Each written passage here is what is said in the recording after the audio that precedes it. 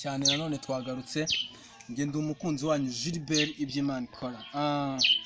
Ndi kumwe n'umusore cyane nkunda nemera araza kubibwira kuko ni umuntu ukomeye ariko ntabatindiye. Reka nsabe cameraman amutwereke neza cyane. Mwamubonye rero kuri kamera banamwita Jacques, niryo zina rye mbashije kumenya muri aka kanya, ariko ni umuntu w'umugabo arabibwira. Hey, amakuru neza. Meze ute? Meze bon. Ndabona ukomeye kutuje na mahoro. Ntago noje cyane. Sure. Gutya turebe. Urabona ko arimo cyane. Yes, numvishe witwa Jacques. Ndashaka kubwira abantu badukurikiye ku Muririmbyi TV amazina yawe yose. Amazina yanjye ubundi nitwa Jacques Bukenya. Niyo mazina yanjye. Jacques Bukenya. Jacques Bukenya bishatse kuvuga iki? Bukenya Jacques. Simbizi kuko nakurikije papa niwe warinyise. Yakurikije. Ntabwo nagize amahirwe yo kumubona. Sorry. Yakurikije papa wiwe bamwita Jacques Bukenya. Twagarutseyo na Jacques Bukenya. Jacques Bukenya ni umuntu cyane wemera gospel, ni umuntu ukunda gospel cyane. Ndabeshya? Ntago beshya. Mfite amakuru yuko ngo uzi no kuririmba, nibyo? Ndagerageza, ntago mbizi. Aragerageza. Okay. Turi mu karere ka Kayonza, aha niho Jacques Bukenya twicaranye muri aka kanya ku itorero Intumwa z'Ububyutse Church. So, reka rero nkubaze Jacques, amakuru yawe?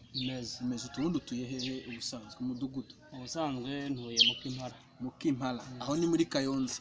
So Jacques, kuririmba ni impano ubundi buri wese yakabaye amenya. Jacques, wowe ukunda kuririmba, kubera iki wakunze kuririmba cyane? Impamvu nakunze kuririmba nuko nabonaga abagenzi banjye nabo babikora. Okay. Indirimbo ziba ziri amoko menshi. Jacques, uririmba injyana yihe? R&B, hip hop, gospel, reggae, uririmba ihe njyana? R&B. Yes. Ukunda R&B cyane? Yeah. R&B tuzi ko ubundi abantu benshi bakunda gukoresha ngo ni indirimbo z'isi, sibyo? Niyo R&B. So, kuki wakunze R&B? Impamvu nakunze R&B ariko ngiye impamvu navuga ngo R&B uvuga ngo ushobora no kuririmba gospel ariko ari mu ijuru rya R&B. Yes, na gospel bishatse kwanga urayikunda. So ngewe ndagaruka cyane kuri gospel. Gospel cyane. Jacques, ubundi ugendera kuri muhanzi or model wawe muri gospel ninde ukunda cyane? Yitwa Nkomezi Prosper. Prosper Nkomezi. Yes. Prosper Nkomezi, indirimbo ze tugiye tuzimo ziriya nzamubona yarambohoye n'izindi nyinshi tuzi afite. Wowe ubundi ukunda iyo ndirimbo ye nziza cyane yakubereye ubutumwa bwiza? Nkunda indirimbo yitwa Wanyujuje Amashimwe. Yes. Akapera gatoya kuri Wanyujuje Amashimwe, igitero kimwe cyangwa rofu rimwe gusa. Reka so kandi ndirimbeho ariko ntabwo mbizi ariko ndagerageza. Ugerageza.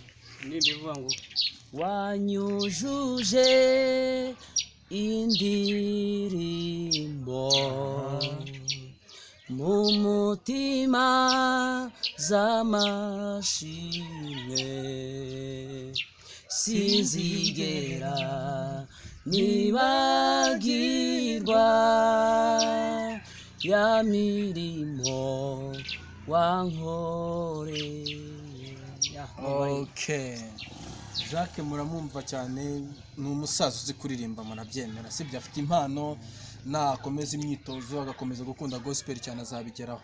Ndabibuka rero mukore like aho ngaho. Hanyuma Jacques dufitanye ikiganiro cyane ku wa gatandatu kizaba kiryoshye cyerekeye na gospel. Murumva afite story nyinshi, afite ubuzima bwinshi, afite ibintu ashaka kutubwira muri gospel.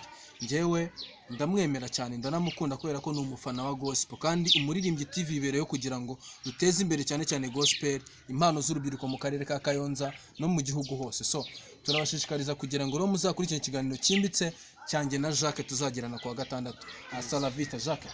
Gatoya cyane suhuza abantu nka batatu ukunda kuri Umuririmbyi TV. Ndabizi ko isi yose abatuye isi barimo baratubona cyane. Umuntu wa mbere nsuhuza bamwita pastor wanjye yitwa Moses Bukenya. Okay, Moses Bukenya. Kabiri bamwita Pastor Mary. Undi bamwita Egide. Murakoze. Okay, Pastor Bukenya umubwire nawe ajya areba ku Muririmbyi TV, sibyo? Uze kumuhamagara kubona cyane byihuse. So ndetse n'izo nshuti zawe zose.